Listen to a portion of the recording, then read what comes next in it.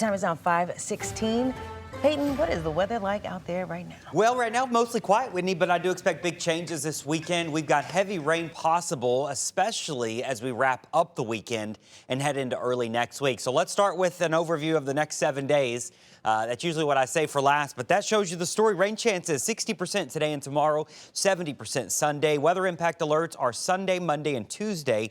And I think Monday will end up being our stormiest day of them all. So we'll be watching out for street flooding. That is the main concern here, along with lightning. I mean, anytime we get these thunderstorms, you've got to be extra careful. Remember, if you hear thunder, you need to be indoors. It really is that simple. If you can hear thunder, you're close enough to be struck by lightning. You don't actually have to be under the thunderstorm. Flooding is that other concern. Gusty winds and some small hail also can't be ruled out, but those are the two primary things to watch out for this weekend. We're nice and quiet this morning in the city of New Orleans. I don't think that's going to last too long, though. I do think as we head towards lunchtime today, storm chances are going to be going up. We already have a big batch of storms right off the mouth of the river developing. We've got a few showers in Lafourche, a couple out in St. Mary, but not much is happening inland just yet. But I do think all these storms are eventually going to translate inland later on into the day. So right around 10, 11, and noon, you'll start to see those thunderstorms move north across the area. So here we are at lunchtime. It's storming across parts of the metro and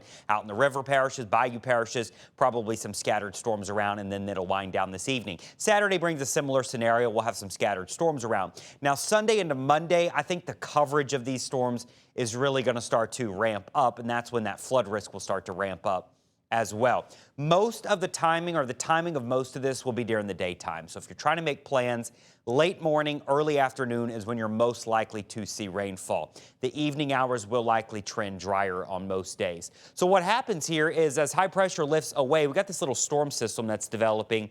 An upper level low is going to swing by. It's actually closest to us on Monday. So that's why I think Monday features the highest chance for thunderstorms. Now remember how this goes. Not everyone sees flooding. That's just simply not how it works. But there will be little bullseyes every single day where you pick up 2, maybe 4 or 5 inches of rain. And rainfall rates are going to be heavier and heavier as we head towards the end of the weekend and early next week.